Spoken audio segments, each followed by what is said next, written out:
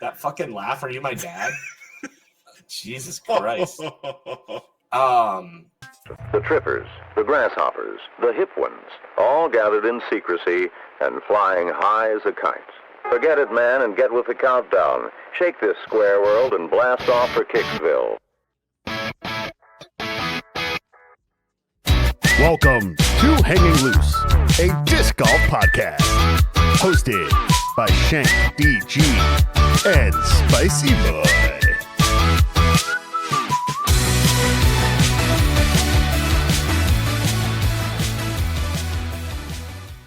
Okay, now that we're not muted. Right, we gotta give it a beat. Welcome to the Hanging Loose podcast. My name is ShankedDG. With me, as always, Spiiciiboii, who's currently a little off center in his camera angle window, and it's bothering me. So we're gonna. No, that's worse. Oh god. Oh god. oh gosh, Oh god. For the audio listeners, just hang on with us. Hang Welcome to loose. the 44th episode of this dog shit. What a nice way to talk about the show that we've worked so hard to build And a following with. Sponsoring this dog shit is randiscgolf.com. We love you, Rand. I love you. I can't Yes. speak for Shank. No, of course. We love you so much, and your dog, Ronnie, like macaroni. And your lady. Oh, sorry. Maybe just your dog. So it's funny that you make that joke or reference or that you bring up dogs, because last night I was hosting trivia through many pain pills. My back has been bad, so I might be a little slurry today because I'm on my first ever muscle relaxer right now. Anyway, I was making a joke. Wild to me. Well, I've never had that many pain issues, I guess. But I was talking to this girl. She comes, one of my trivia regulars comes in, and I'm right in the middle of reading a trivia question. And she goes, "Kyle, there's a dog outside."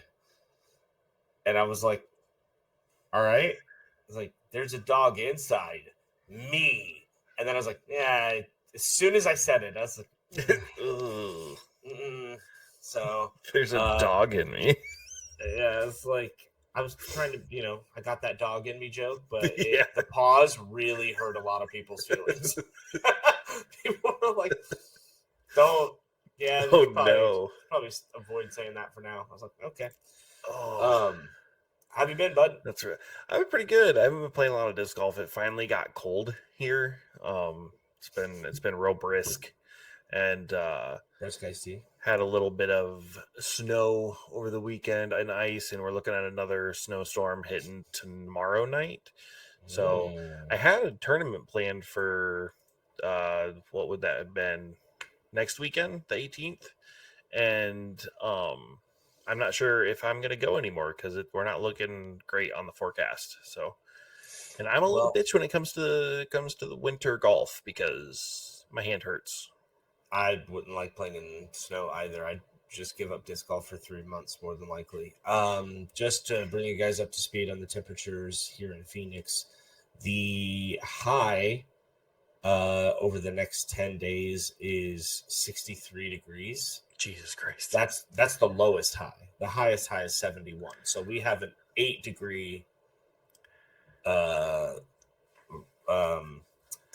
swing. relaxers. Yeah, an 8-degree spectrum. That's the word I was trying to think of, which is even funnier now that I say it out loud. That's gosh, that's the life, right? Except for the 118 days in the summer. But yeah, those are atrocious. But this is the time of year that we enjoy the most. Our lowest temperature over the next 10 days is 42 degrees, 41 degrees. Got real bassy there for a second. You got real close to your boy. Speaking of bassy, my new pool cue's name, the white pool cue, is Barry. So Barry White. Oh, yeah. I tried really hard to come up with other names centered around the fact that it's a white cue, but every one of them sounds racist when you look like I do. So I tried White Lightning. Nope. ooh. Yeah, that's not something you want to say out loud at a pool bar. And then It's right up there with having the dog in you. Yeah, right. I just continuously put my foot in my mouth. But then I also was like, well, let's name it something like kind of artsy, so it's fun to talk about at the bar. And the first thing I came up with, and this also made me immediately move away from this idea, was the absence of color. That's what I was going to name my white pool cue. And I was like, again, that just sounds so bad. I can't. Yeah. So I went with Barry, and I thought Barry was pretty funny. It's, it's kind of a jokey name. So that's what I've settled on. It might change, but we'll see what happens. Barry the pool cue. Barry where? Well, there's also Barry on HBO. He's a good shooter. You know what I mean? Boom, bro, that's a good show. I love that show. One of my favorites. We're currently watching Blacklist, which I'm a little late to the club on that one. I'll say, but really good show. Recommend if you haven't already watched it. Which I don't know how you haven't, because it's like 10 seasons or something. It's insane. But is it weird to see Robert California being like an operative? Yeah, I don't know who Robert California is. So you're not every white woman that's watched The Office repeatedly? I've seen very few episodes of The Office. So normally this is where I would jump in and be like, what? How could you not have seen The Office? But this is insane. What's insane? I can't believe he's never seen The Office. I've never sat down and watched. I've seen some of The Office on when it's been on TV or whatever. I think I've seen most of the first season. So I'm this, and a few others like The Simpsons. I've seen maybe that one's crazy to me. I've seen Simpsons? 2 or 3 episodes of The Simpsons. What, dude? I watched The Simpsons probably 10 times over. That's one of my favorite shows. That's how I have my comfort shows. My comfort shows are Game of Thrones, American Dad, and Family Guy. I'll just throw them on if I'm doing nothing. Game of Thrones as a comfort show? I know. Can we do this real time? I'll put my hands in view, and I want you to pull up a Game of Thrones TV show quiz right now. Okay. And test me on it. Thrones. I'm not. There's nothing on my screen. I have Discord on this monitor. I have a recording on this monitor. My phone is over there. Make sure it's the show, because I haven't read the books. From amazing content specialist BuzzFeed, we've got sorry, but only a super fan can get 100% on this Game of Thrones minor characters quiz. Let's go. All right. Oh, it's a visual quiz. Well, RB3, cut that. Nope. This is our. What is? Okay, let's do this. I take it back. I'm so good. Describe the visual character, and I'll see if I can get it. Okay, I got it. Nothing like doing a visual gag on a audio podcast. Hey, we have more visual channel. Yeah, we have more viewers and listeners at this point. But we're doing it for the audio listeners, because he's going to describe the characters, and I'll be able to guess them. What are the house words of House Greyjoy? We do not sew. Nailed it. What is Davo Seaworth's nickname? The Onion Knight. Damn, that is correct. And it's Davos. Jaime Lannister has a golden right hand. Damn. Who is? I don't know if these are like T-ball questions. I just picked it. So far, they're pretty easy. Who is Jon Snow's mother? Lyanna Stark. Nailed it. And his father's Rhaegar Targaryen. What's the name of the band of assassins that Arya Stark joins in Bravos? Who runs it? What's the name of the band of assassins? Oh, the Faceless Men? Nailed it. Which of the following is not one of the Daenerys Targaryen's dragons? Drogon, but I'm going to butcher Drogon? Drogon, Balerion, Valerian. Is that your answer? Yeah. So the other one is Rhaegal and Viserion, I think. Jesus, yeah, nailed it. Ned Stark's children. Who's the youngest? Rickon Stark. Good. Dude, where's Tony at? Which former Ranger of the Night's RB3, Watch led an cut that. Sorry. Which former Ranger of the Night's Watch led an army of wildlings as the King Beyond the Wall? Mance Raider. Are these all T-balls? These are pretty easy. How does Gregor Clegane kill Oberyn Martell, the Red Viper? Caves his head in. Crushes his skull. Last one. Which character, also known as Lightning Lord, gets continually resurrected by Thoros of Myr after he dies? Beric Dondarrion. Damn. 10 out of 10. I told you, dude. Those were all very easy questions, but even if they weren't, you saw there's. I mean, they were off the top of the head. Like, there was no thinking. Yeah, I had them all locked down. But it's bad. I would say if you can send me a Game of Thrones question that genuinely stumps me, and I will answer off the cuff just like I did right now. I won't Google anything. If you stump me, you should do a giveaway. How many times would you say you watched it? And have you ever read it? I've not read it. I don't have the books. I would love the books. But the actually sitting down and purposefully watching through it, I would probably say 4 or 5 times. But I've been through the show probably 20 or more because I just like popping it on. Yeah, I just have it playing in the background all the time. And it's funny because there's like little throwaway lines in the show that like my brain will just automatically recite when it gets to that part. So yeah. Heck yeah. Sorry, I don't want to nerd out too much. No, I love Game of Thrones. little Spiiciiboii lore. I'd say my show like that is either Fringe or like Brooklyn Nine.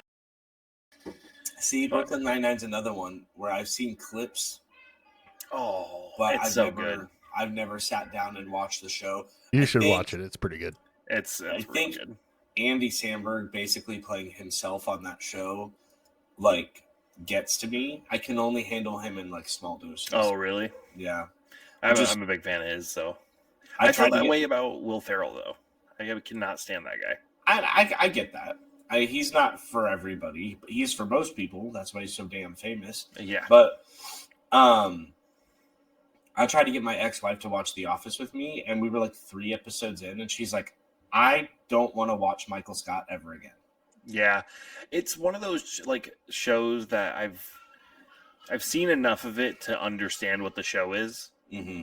And like I can definitely see how it's bingeable and how people love it so much.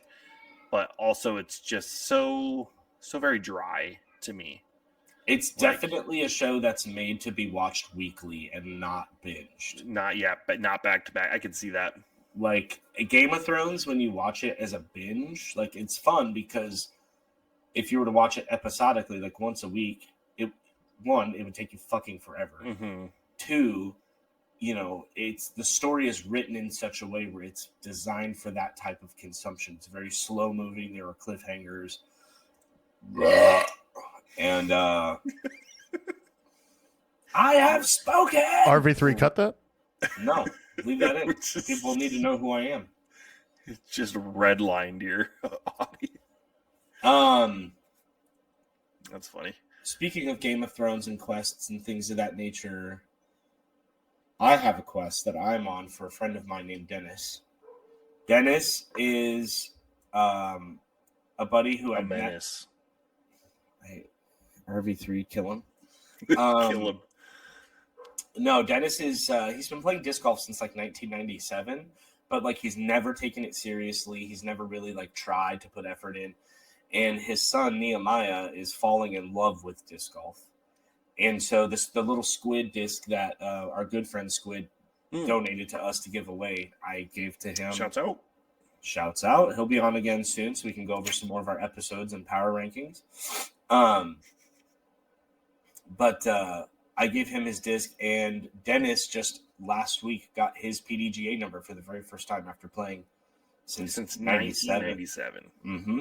And he's 299116, I believe it was. And I am throwing my hat in the ring to get his son, Nehemiah, PDGA number 300,000. That's going to be a pretty big milestone because it was twice as fast to get from 100,000 to 200, and then the trip from 200 to 300 has been really quick. Mm-hmm. Like I'm 220, 221. and I didn't we're know. already at.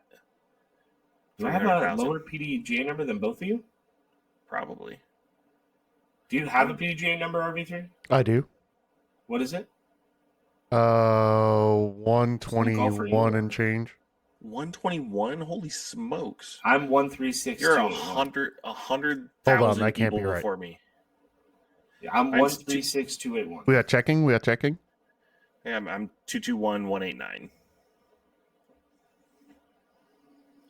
To be fair, it took me about a year and a half to get my number, and if I would have gotten it right away, I'd probably be closer to the 100,000s. I am 192464.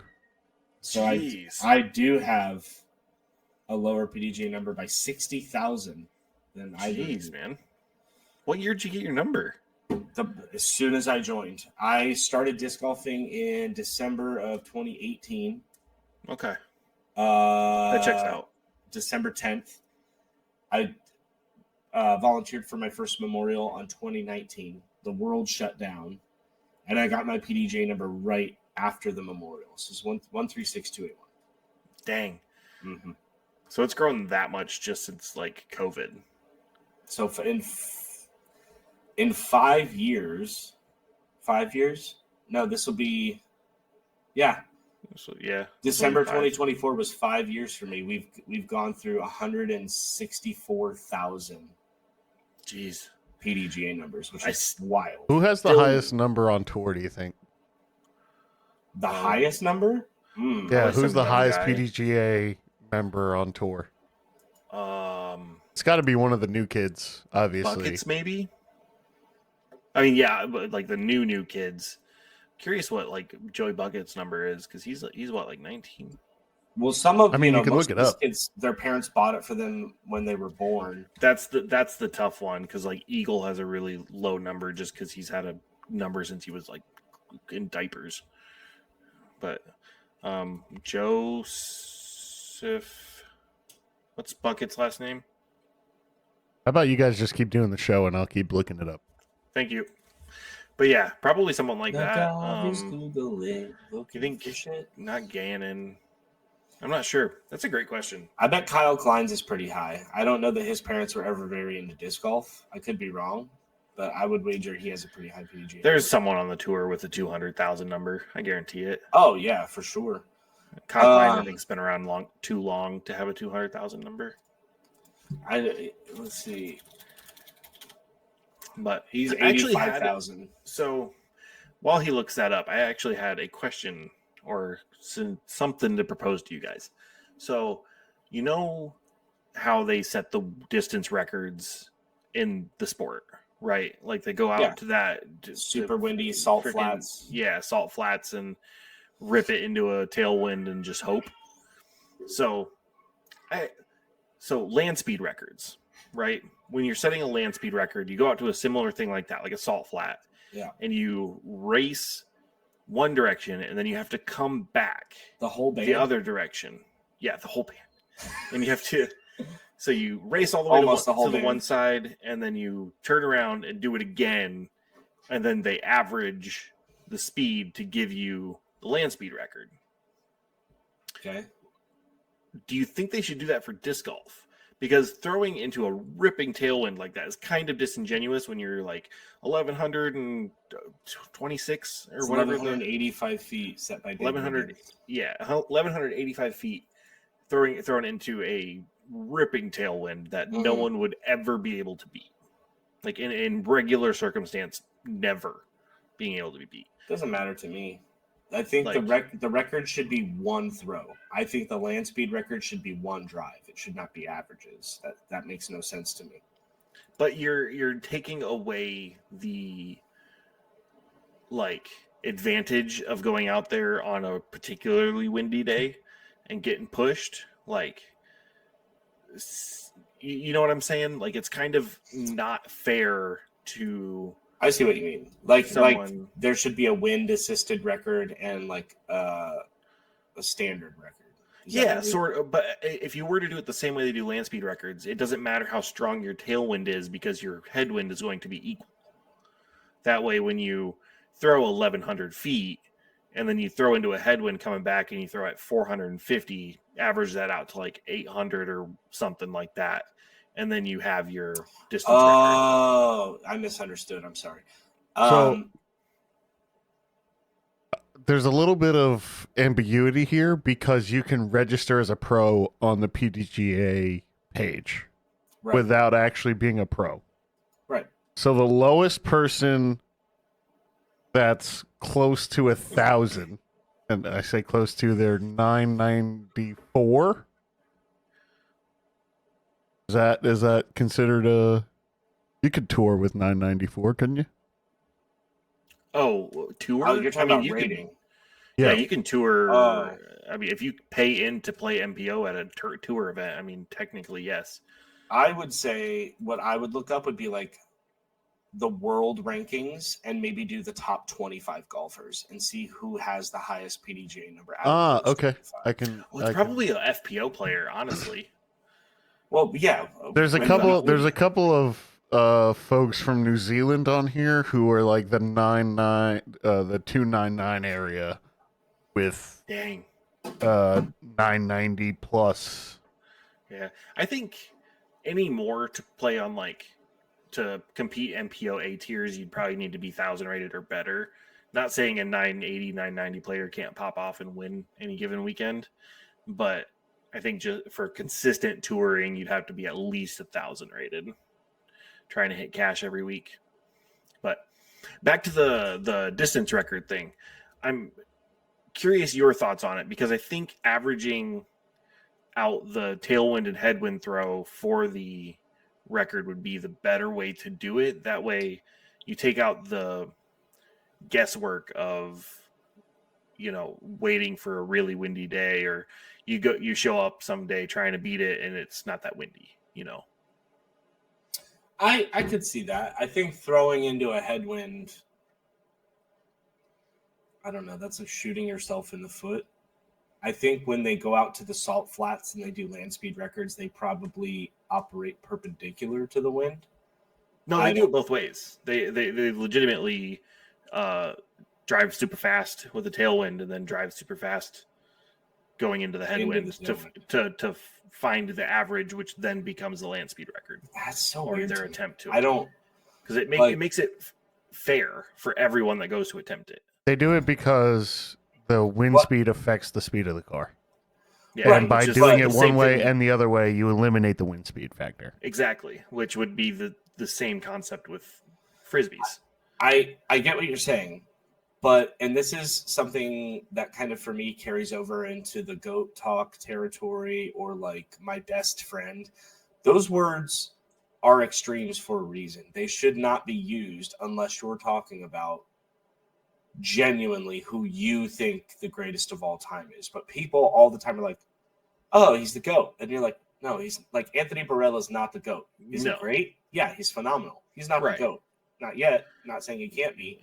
And welcome to GOAT Talk. Oh, yeah. Can't get away with that one, Spicy. Thank you, everybody, for tuning in to GOAT Talk, a shortened version of GOAT Talk. Today's GOAT. What is today's GOAT? Today's GOAT is the best. What did you say? Today's what? Today's scrote. No. Today's GOAT is Taylor, the best Taylor. Ooh. The greatest of all Taylors. Greatest of all Taylors, huh? That could go so many ways. Are we doing Taylor first name, Taylor last name? Nope. No discussion. Greatest of all Taylors. Taylor Lautner. Team Jacob. You would be Team Jacob, yeah.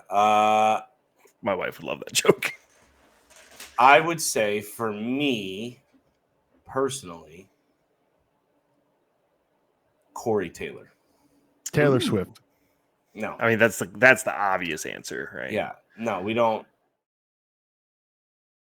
I would say Corey Taylor. I love Slipknot. I love Stone Sour. I love his solo music. He does do Stone Sour, doesn't he? I forgot all about that. I love Corey Taylor's music, so that would be my GOAT Taylor. And I love Taylor Lautner. God, of course you do. Land speed records. Agree or disagree? Well, Disagree not with the land method, personally. What I was Disagree. saying before Goat Talk let us know interrupted in the me. comment. Yeah, that's a good idea. I think it's because if you're going to measure it only with a tailwind, everybody else can go out and throw in a tailwind, and it's still fair. You're not eliminating anything. No, but no, not everyone's going to have the same strength of tailwind. Right. So if you throw forward and backward into the wind, you're eliminating the wind completely, even though the tailwind assist will probably still give you that bomb drive, right? Like your headwind drive isn't going to be negated so much that your bomb of a tailwind drive, like, David Wiggins can throw 1,100 feet into a tailwind and then throw 500 feet into a headwind. Maybe not the wind that he was facing out when he set the record, but it's like, where do you draw the line? Like, can you just go to Pikes Peak in Colorado and just rip one off the top of a mountain and call that a world record? Well, no, it has to be flat, and we can measure the flatness by checking it with our last guest, Course Maps. Nice. Go back and listen to that episode. It's genuinely one of my favorite ones we've ever had because we got super sciencey about stuff, and I love that shit. That was really good. So, but yeah, I would think it would there has to be a variance over like a mile radius of like maybe 3 feet in elevation so that you're not ripping off a mountain. But I think that's fair. I'm not saying I'm for Oregon. I think it'd be a good change, but you'd have to strip away David Wiggins' title to make that change, and I don't think that's fair.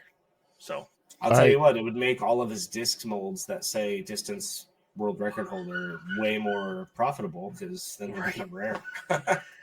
Just rerun the stamp, but just put an asterisk. I have the results. You have the results. Yes, player. You are the father. Number 43, the 43rd highest ranked player in the world, from Tampere, Finland. Number 130,692. Oni Armanen. Listen, those Finnish. I do the best I can. 136. What was it? 136. 130,692. That's the highest rated player in the top 25 power rankings. No, top.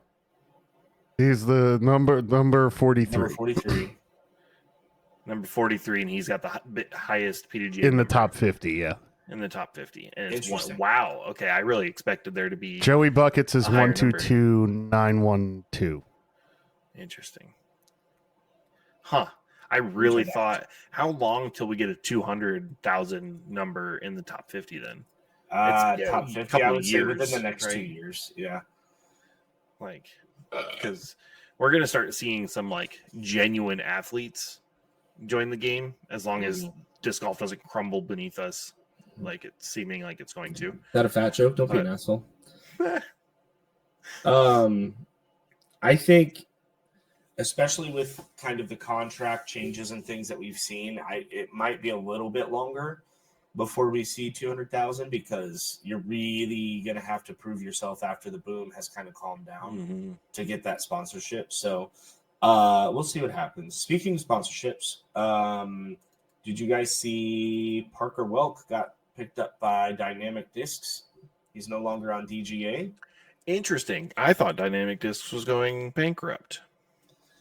Well, they've got enough. Oh, they've got enough to bankrupt. Okay, see your finger quotes, Drew Gibson. I'm glad you picked up on it. You know, he in that video he did finger quotes on average once a minute.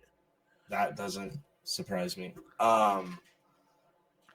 Hi, this is Rudy from Disc Lab. Are you looking to launch your own podcast? We specialize in turning your podcast ideas into polished productions like you're listening to right now. Concept development to final edits, our team has the expertise to help you every step of the way.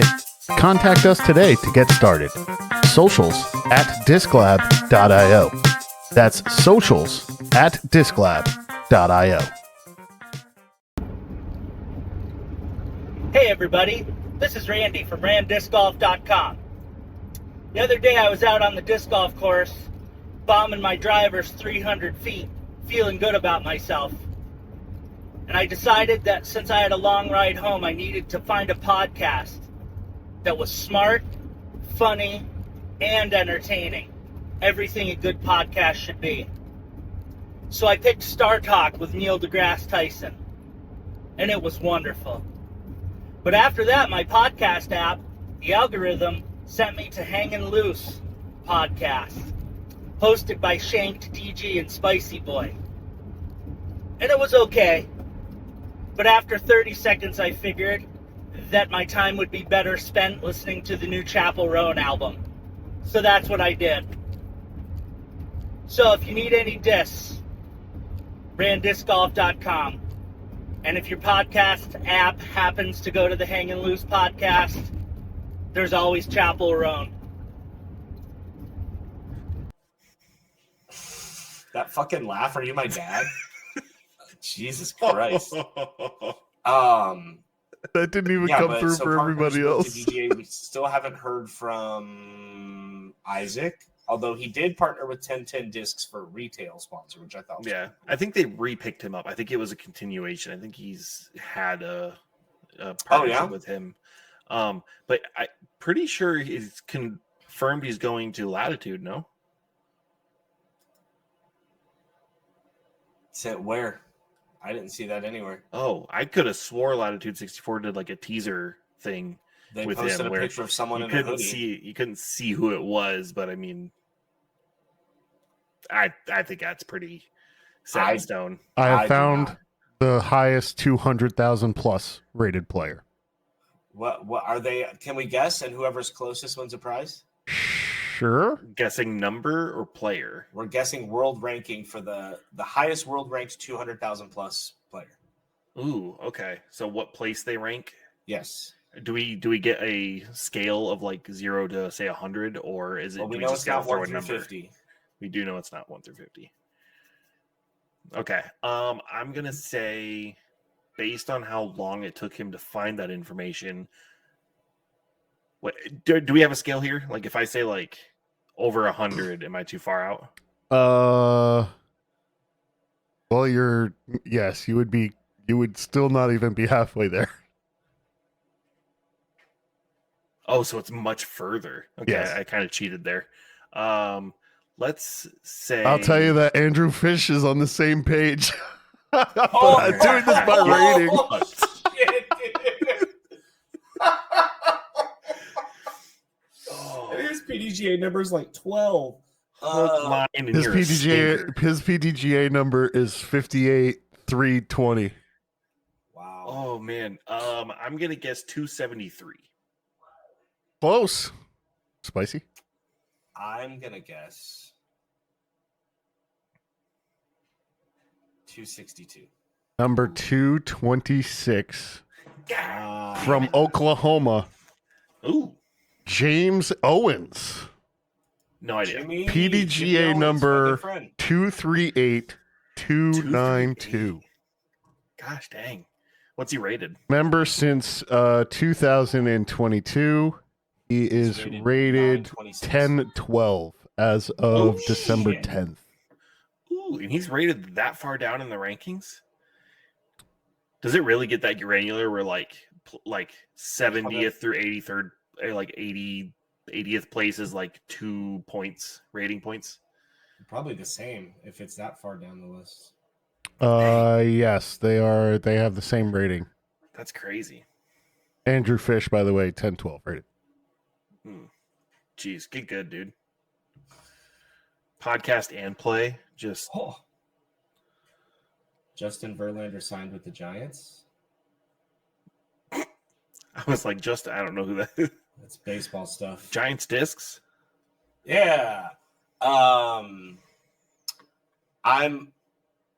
so in my I don't mean to come out of left field here, which is kind of pun intended. In my long running tradition of respecting certain Yankees but still hating the Yankees, I was glad to see Paul Goldschmidt get a money contract from them. He's a good player and he deserves to shine. What say you, RB3? I just hope he stays healthy. Well, I don't think that'll be a problem. Oh, that's a nice sentiment. I hope he gets hurt. That's so rude to say. I don't know who we're talking about. So. The baseball player. You know, you should not want anyone to get hurt except Andrew Fish. No, I would never wish that on him either. Hulk Hogan? We love you. pain We I've love been you, fucking Fish. dealing with. Now, Drew Gibson, on the other hand. I don't want him to get hurt either. He's got a new kid coming. Is that true? Oh, congrats, Drew Gibson. Daddy Drew. Daddy Papa Drew. Yeah, Daddy he just Drew. had a baby shower with him and his Heck yeah. fiance. I think they're engaged. Did you watch that Drew video that he put out with that was like his release of his big teaser that was it's gonna flip the disc golf world upside down? No, I don't even remember what it was, to be honest. Can you give me a breakdown? Yeah, so he like did a video where he just friend's outside constantly was doing air quotes and claimed that House of Discs was going under and was going to make Dynamic Discs go bankrupt as a way to like cover the losses that House of Discs has been finding. And his proof that Dynamic Discs and House of Discs was going bankrupt is because they released a custom stamped disc golf disc for Silas Schultz's disc track that he did, and that was some sort of move in like being desperate that they needed to move some cash, that they were capitalizing on the disc track, which I think is hilarious because it was at Drew in the first place, so he was just clawing for any reason, sort of relevancy. But really odd video, and I hope that's not what he meant by disc golf world's going to be flipped upside down, because it's no surprise that House of Discs is struggling. I mean, the whole sport is struggling, and when you monopolize like that and you have a corporate interest that doesn't care about the sport, they just care about the dollars, yes, you're going to get cuts and stuff. Now, the big thing is the rumors that Dynamic is going to be cutting Ricky. That's the big maybe.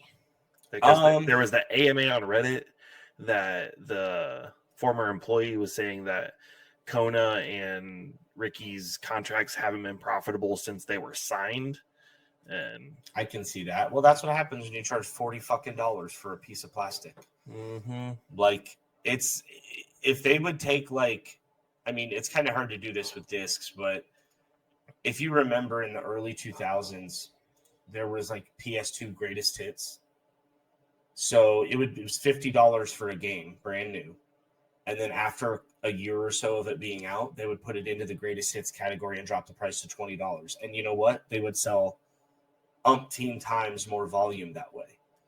I get charging for something new and exciting, but $40 for a disc is egregious. It doesn't take but 4 seconds to make a disc. You press the mold, you let it cool, and you stamp it. Yeah, well, you got to cut the foreskin off too. You forgot that. Well, that's if you're Jewish. I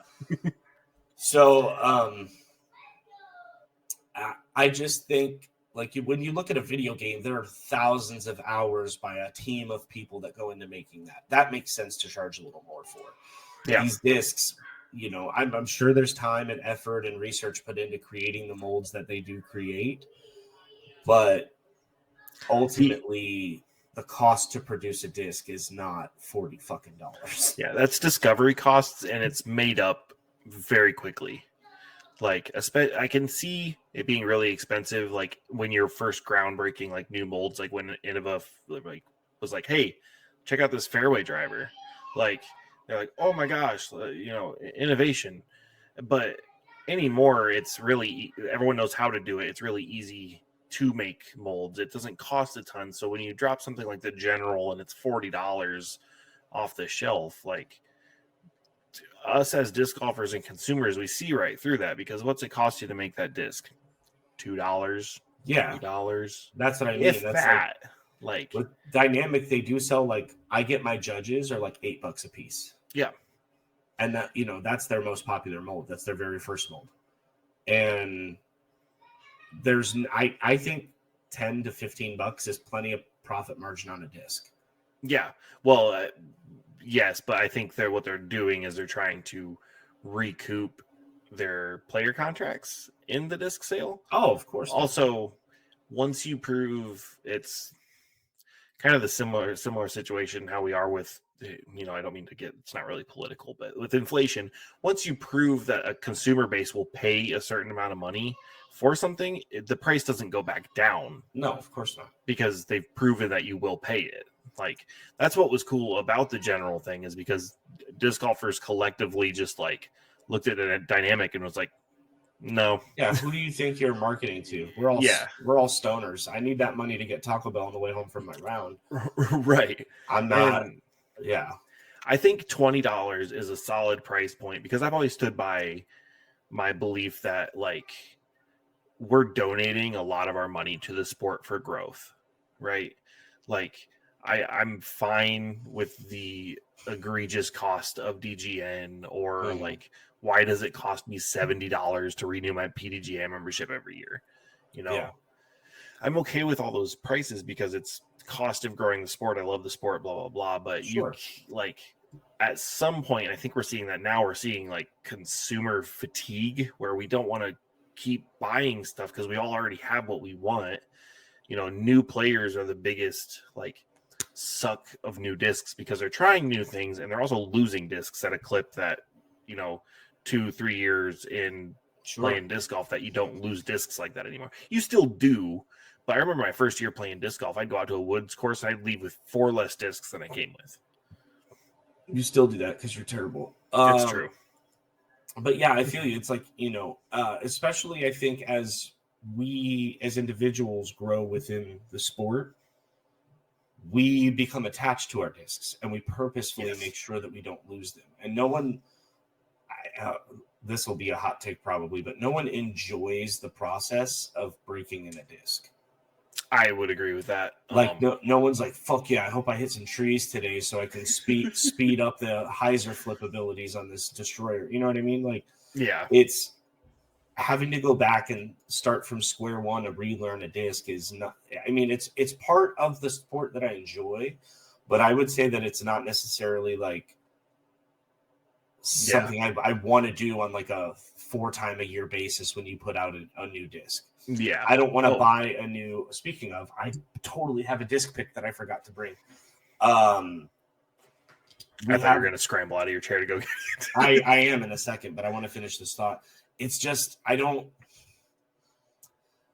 loathe when I buy a brand new disc and I have to take it out to the course. When you buy a disc from randiscgolf.com. Precisely. Hey, it's a new year. We get new allotments, so hook it up, Randy. But when I know a disc is going to be overstable just because I just bought it, and I'm like, I'll just reuse my old faithful one. Like, I don't. If you guys saw the news that was happening with Jordan Castro about a month ago, now whenever I take out my Fission Wave to throw at people, are like, ugh, why would you throw that? And it's like, it's one of my most reliable discs. Yeah. I'm sorry it has his face on it. Also, I thought that was a pretty good turnaround, because normally, like, when something of that scale happens in our sport, we ride it for so long, right? Like, what was the other guy that like embezzled so much money from Dynamic and whatever? And that was news cycle for a month or two.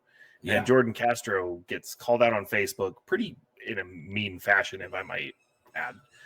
Gets called out on Facebook, immediately comes out, apologizes, pays what he's due, and then it just kind of went away. So, well, good. I don't know how it is locally, because I know he's local to you, so there might be some lingering feelings there. But at least from what I can tell in the wider internet version of disc golf, seems to have disappeared. So yeah, and I don't, obviously nobody except Jordan and the people that he was indebted to know the reality of what's been paid, what hasn't been paid, that kind of thing. I will say the guy that initially posted Tommy Guns, he's local, he's a friend of mine, he's a pretty good dude. He TD's Memorial, right? Or Big Arm? Huh? He TD's the Big Arm, right? Yeah, he's the TD for the Big Arm Challenge and Desert Flyers Open, and there's a few other tournaments that he and his son TG3 work together to host.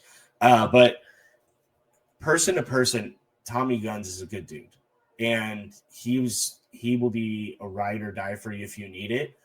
But if you, in the same vein, if you wrong him, he has no problem letting people know that you wronged him, as you saw in that post. Yeah. So like, I can appreciate that too. And I think he'll give you many, many, many chances of one-on-one him trying to get what he wants before he would go public with anything.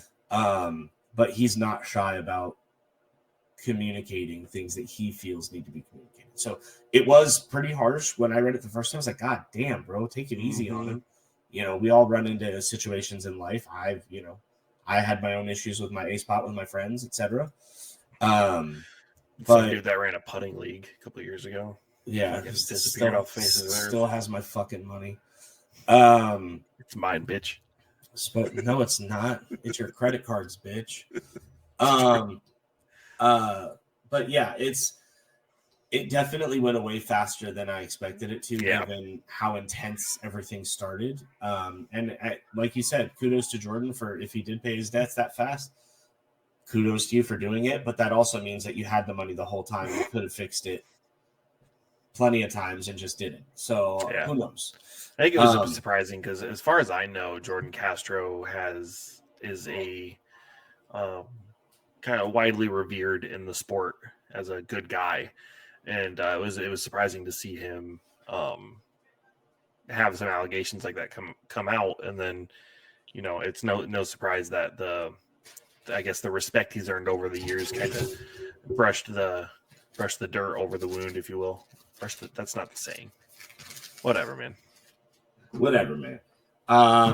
Yeah. So we try and do it within the first weekend of every month. My daily homies and we have a really big CTP round. We call it First Fridays, but we usually play on Saturday because everybody's more available.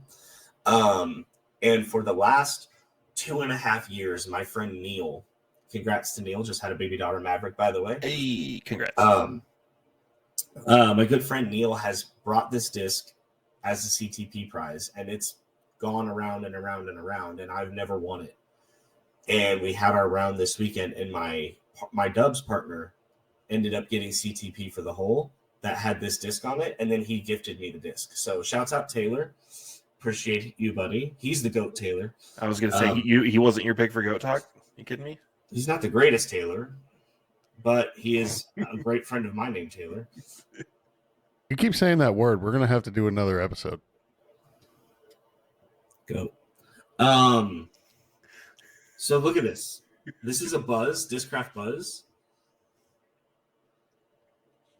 Ooh, that's slick. I like the American Horror Story font. It's it's like a play on the Mothership cover from Led Zeppelin, and I have been in love with this since I found it, and it's finally mine. Sick. So thank you again, Taylor. I appreciate it. Shout out Taylor. Yeah, late disc pick, but disc pick just the same. Yeah. So, go ahead. Yeah, no, we're about at time. Are we? I think so. 10 minutes left. When we went to, and this is kind of funny, I wanted to get your opinion on this. When we went to do that CTP round, I got there like right before we teed off, but apparently about 40 minutes before I was there, Ricky was giving lessons at my home course. And one of my buddies got one of his putters signed.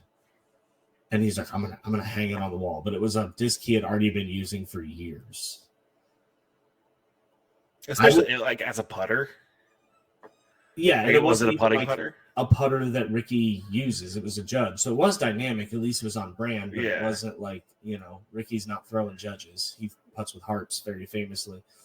So he putts with harps. I think so, or daggers. That's insane. Or daggers. Dagger. That's what it is. Yeah. At least that's what he used to putt with. That harp is like the zone of discraft, dynamic discs. It's like it's like their 4-speed overstable. Yeah, I know he throws a harp. It was in the bag, but I think daggers is what he puts with. Yeah, I tried putting with daggers for a while. I just cannot do beads. I see, and I putt with judges because I love beads. Like You heard it here first, folks. I my finger like is aimless if I don't have a bead to like rest it on, so my putts are all weird. So I could see that. I think it's probably all mental, but it feels like it catches my finger on the way out of my hand and gives it like a wobble. I could see that. I would say a lot of my circle 2 putts are pretty wobbly. Gotcha. I like a nice flat spinny putt. I'm not a spin putter per se, but like I'm a spush. Yeah, same. I'm a hybrid putter. Spush boy. Spushie boy. Yeah. So also Saucy boy. the fuck off.